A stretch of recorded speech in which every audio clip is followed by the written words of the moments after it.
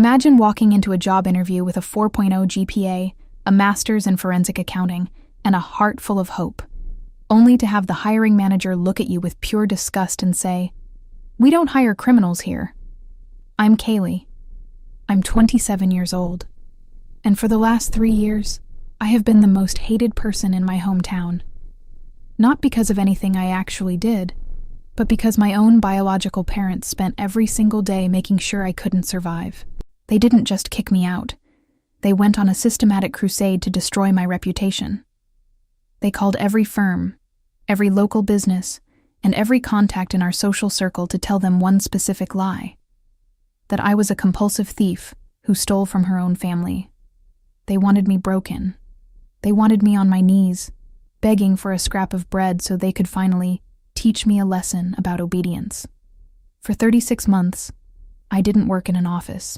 I didn't use my degree. I spent my days scrubbing industrial grease off factory floors and my nights cleaning hotel toilets in the next county over, just to stay alive. My father would drive by the bus stop in his luxury SUV, roll down the window, and laugh while I stood there in my stained work uniform. He'd say, "The world is cold when you don't have us, isn't it? Come home, admit you're a failure, and maybe I'll give you a job cleaning our garage." He thought he was winning. He thought he had trapped me in a cage of poverty. But what my father forgot, or perhaps what he never truly understood, was the woman who actually raised me. He forgot about my grandmother, Silvia. Hold on. Before we get into the real stuff, I want to know. What are you doing at this exact moment while hearing my voice? I love seeing your answers down below in the comments.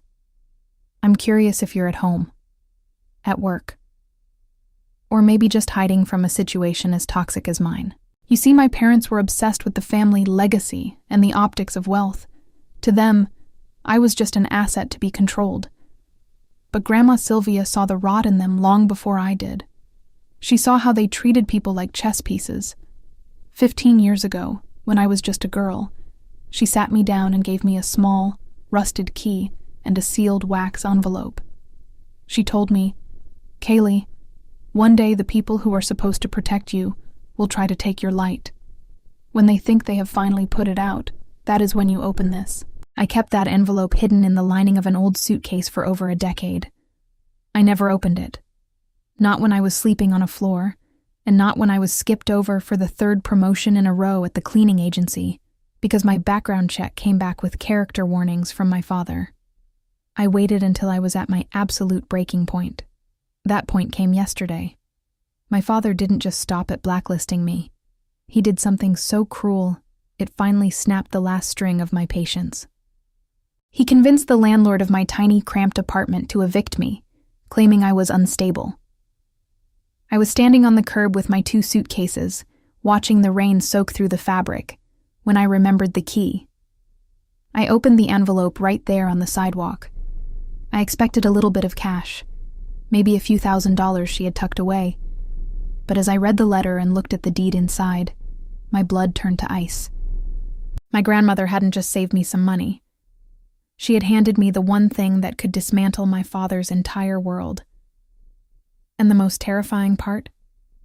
The CEO of the largest private equity firm in the state was already expecting my call. The rain was coming down in sheets, soaking the letter in my hand. But I didn't care. The ink didn't smudge because this wasn't just a handwritten note. It was a series of notarized documents, bank statements, and a deed to a property my father had been trying to buy for 10 years. Grandma Silvia hadn't just been a quiet old lady living in the guest wing of our estate. She was the original architect of the family's wealth, something my father conveniently forgot when he started acting like a self-made titan. The letter was simple. It said, "Kaylee, they will try to make you small because they are afraid of how big you can be. This key doesn't just open a door, it opens a vault. Use it only when you are ready to stop being their victim and start being their nightmare." I walked 3 miles to the nearest bus station, clutching that suitcase like it was a lifeline. I didn't go to a shelter. I didn't go to a cheap motel. I went to a high-end locker facility in the city center. the place the key belonged to. When the clerk saw my soaked clothes and the grime from my shift at the hotel, he looked at me like I was a vagrant. He almost called security. Then, I handed him the key and the authorization forms. His face went pale. His entire posture shifted from condescension to absolute terror. He didn't just walk me to the vault. He practically bowed. Inside that locker wasn't just jewelry or old bonds. It was a digital drive containing every offshore account my father had used to hide company profits from the IRS, and a 15% stake in the very firm my father currently chaired. I sat on the cold floor of that vault and laughed until I cried. My father, the man who called me a thief to every employer in the tri-state area, was the actual criminal. He had been cooking the books for years, and Grandma Silvia had kept the receipts. But there was something even bigger. Attached to the stock certificates was a business card for Marcus Thorne, the CEO of Mercer Holdings. On the back, in Grandma's elegant cursive, it said, "He owes me his life. Call him. Tell him Silvia sent her heir." I didn't call him right away. I needed to look the part first. I spent the last of my meager savings on a professional suit, a haircut, and a decent meal. I looked in the mirror, and for the first time in 3 years, I didn't see a girl scrubbing toilets. I saw a forensic accountant with a score to settle. When I walked into the Mercer Holdings skyscraper the next morning, the receptionist tried to brush me off. "Mr. Thorne doesn't see anyone without an appointment," she said, not even looking up from her monitor. I leaned over the desk and placed Grandma's signet ring on her keyboard. "Tell him Silvia's granddaughter is here to collect on a debt." 30 seconds later, the CEO himself ran, not walked, ran, into the lobby. Marcus Thorne was a man who made world leaders wait, yet he looked at me like I was a ghost. He took one look at the ring, then at my face, and whispered, "I thought she was joking when she said this day would come." He ushered me into his private office, closing the heavy oak doors behind us. I didn't waste time with small talk. I laid out the documents from the vault. I told him about the blacklisting, the lies my parents told, and the 2 years I spent in the dirt. Marcus listened in silence, his jaw tightening with every word. When I finished, he looked at me and asked, "What do you want, Kaylee? Money? A job? I can make your parents disappear from the social circuit overnight." I looked him dead in the eye and smiled. "I don't want them to disappear. I want them to watch. My father's firm is currently bidding for the state's massive infrastructure contract. Without it, his company collapses under the weight of his hidden debts. I want you to give me the lead auditor position on that contract. I want to be the person who signs his downfall." Marcus grinned, a cold, predatory look. "You're more like Silvia than I thought. But there's a problem. Your father has already sent a letter to our board warning us that you are a thief and a fraud. If I hire you, he'll sue us for negligence." I leaned back, feeling the power shift in the room. Let him sue, because what he doesn't know is that I'm not just coming for his contract. I'm coming for his house, his car, and his freedom. And I have the one thing he can't bribe his way out of. "And what's that?" Marcus asked. "The truth about what happened to the missing $5 million from the 2018 audit," I replied. The room went silent. Just as Marcus was about to speak, his secretary buzzed in. "Sir, Mr. Sterling is on line 1. He's calling to warn you about a girl claiming to be his daughter." My father. He was already trying to cut me off at the pass. He had no idea he was walking straight into a trap I had been preparing for since I was 12 years old. Marcus Thorne looked at the blinking light on his phone, then back at me. A slow, cold smile spread across his face. He pressed the speakerphone button. My father's voice boomed into the room, dripping with that fake, practiced charisma I had loathed my entire life. "Marcus, old friend," my father began, his tone jovial yet condescending. "I heard a rumor a certain young woman might be sniffing around your lobby. I felt it was my moral duty to warn you. Kaylee, My daughter, unfortunately, has developed a bit of a sticky finger habit. She's been dismissed from every position in town for theft. It breaks my heart, but I couldn't let her tarnish your reputation like she did mine. I sat perfectly still, my heart hammering against my ribs, but my face was a mask of stone. Marcus didn't miss a beat. Is that so, Arthur? That's a heavy accusation. Do you have proof? Because she's sitting right across from me with a stack of documents that suggest the theft in your family isn't coming from her. The silence on the other end of the line was absolute. I could almost hear my father's brain stalling. Documents? He finally managed, his voice dropping an octave, losing all its warmth. Whatever she showed you is a forgery. She's desperate, Marcus. Don't let her delusions ruin our partnership on the state contract. The partnership is under review, Arthur, Marcus said shortly, then disconnected the call without a goodbye. He looked at me, his eyes sharp. He's panicked. He's going to move his liquid assets tonight. If we don't freeze those accounts, he'll vanish before the audit even starts. But I was already one step ahead.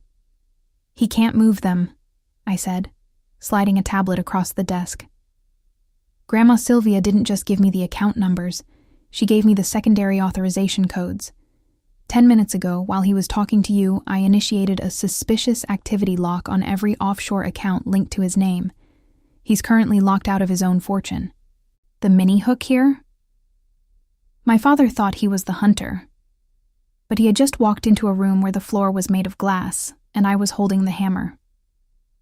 For the next 4 hours, Marcus and I went through the Black Ledger.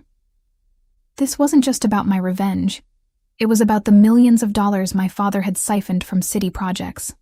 Money meant for schools, roads, and hospitals.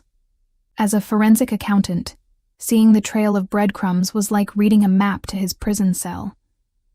He hadn't just been mean. He had been greedy on a level that was federally illegal. I'm appointing you as the special consultant for the state infrastructure audit, Marcus declared, signing a contract and handing it to me. Your first task? Serve the subpoena to Sterling and Associates personally. I want to see his face when he realizes his thief of a daughter is now his judge and jury. I left the office floating on a cloud of cold fury. I didn't go back to my damp suitcases. Marcus had arranged a suite for me at the very hotel where I used to scrub toilets. When I walked into the lobby, the manager, the same man who had sneered at me for a missed spot on a mirror, nearly tripped over himself to welcome me. Money and power change the world's vision instantly, don't they? That night, I didn't sleep. I spent the hours preparing the file that would end my father's career. I thought about the 3 years of humiliation. I thought about the hunger, the cold, and the way my mother had stood by and watched him laugh at me. She was just as guilty. She had traded her daughter's soul for a designer handbag and a seat at the country club. The next morning, I pulled up to my father's office in a sleek black car provided by Mercer Holdings. I wore a suit that cost more than 6 months of my previous wages combined. I didn't wait for the secretary. I walked straight past her, through the double mahogany doors, and into the boardroom where my father was meeting with his top executives. He was mid-sentence, laughing about a joke, when he saw me. He stopped dead. His face turned a shade of purple I'd never seen before. Kaylee? How dare you show your face here? Security! Don't bother, Arthur, I said, my voice calm and echoing in the sudden silence of the room. I dropped a thick blue folder onto the center of the conference table. I'm not here as your daughter. I'm here as the lead auditor for Mercer Holdings and the State Ethics Committee. I'm here to discuss the $5 million missing from the 2018 municipal fund. The executives looked at each other, confused and terrified. My father tried to lung for the folder, but I pressed my hand down on it. And Dad? Before you say another word, you might want to check your personal banking app. You'll find that your theft problem has finally caught up with you. His hand shook as he pulled out his phone. I watched the blood drain from his face as he saw the account frozen notification. But the real twist was just beginning. Behind me, the doors opened again, and 2 men in dark suits stepped in. Men who didn't work for Marcus Thorne. They were from the Internal Revenue Service. My father looked at them, then at me, his eyes bulging. You little brat. You ruined us. Everything we built. I leaned in close, so only he could hear me. You didn't build it, Dad. Grandma did. And she decided it was time for a change in management. But as the agents began to lead him out, he leaned in and whispered something that stopped my heart. You think you won, Kaylee? Check the deed to the house. Your precious grandma didn't just leave you the money. She left you the debt too. If I go down, you lose everything you just gained.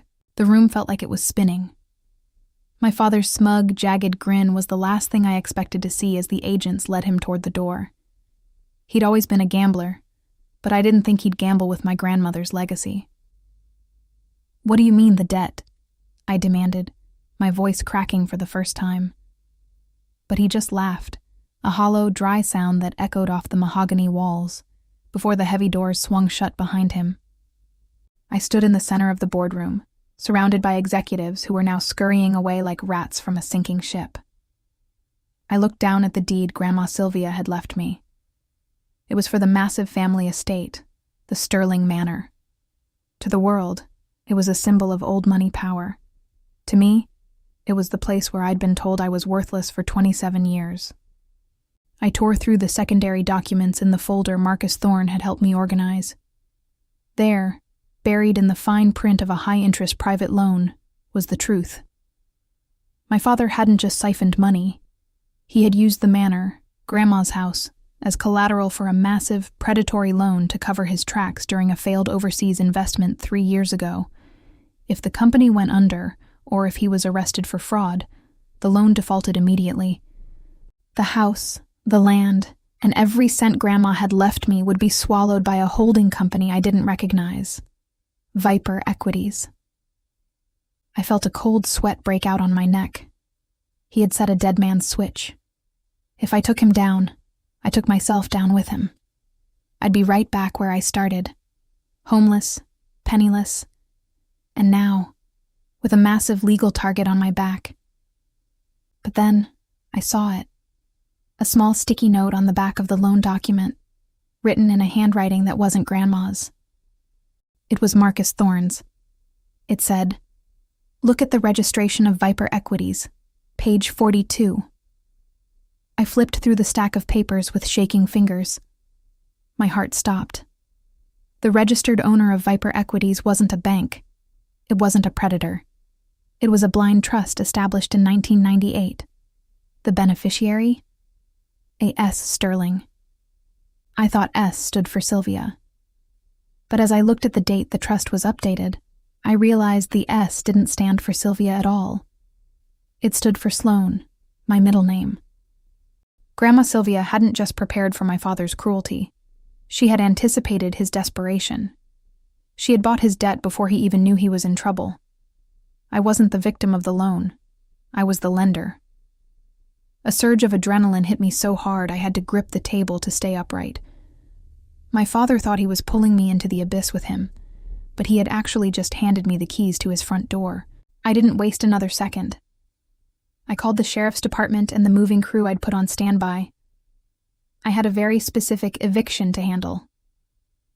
By the time I reached the manor, my mother was standing on the front lawn, surrounded by her designer suitcases, screaming at the deputies. She looked at me, her eyes red from crying, but there was no love in them, only fury. "Kaylee, fix this. Tell them who we are. Your father is being held on some ridiculous misunderstanding, and these men are trying to throw me out of my own home." I stepped out of the car, the gravel crunching under my expensive heels. I didn't look at her with anger. I looked at her with pity. "It's not your home anymore, Mom. It never really was. You were just a guest of Silvia's generosity." "How dare you?" she shrieked. "I am your mother." "A mother who watched me scrub floors for 2 years while you sipped champagne," I replied, my voice as cold as the rain from the day before. The locks are being changed in 10 minutes. You have 5 minutes to take what you can carry. Everything else, the art, the furniture, the jewelry bought with stolen funds, is being seized as part of the audit. As the movers began hauling out the gilded mirrors and velvet chairs, I walked into the grand foyer. I looked up at the portrait of my father that hung over the staircase. He looked so confident, so untouchable. I pulled a small pocket knife from my bag, the same one I'd used to open the hotel boxes in my old life, and sliced the canvas right down the middle. But as the fabric tore, something fell out from behind the frame. It was a second envelope. This one wasn't from Grandma. It was addressed to me, in my father's handwriting, dated only 2 days ago. I opened it, expecting one last insult. Instead, I found a single photograph and a set of coordinates.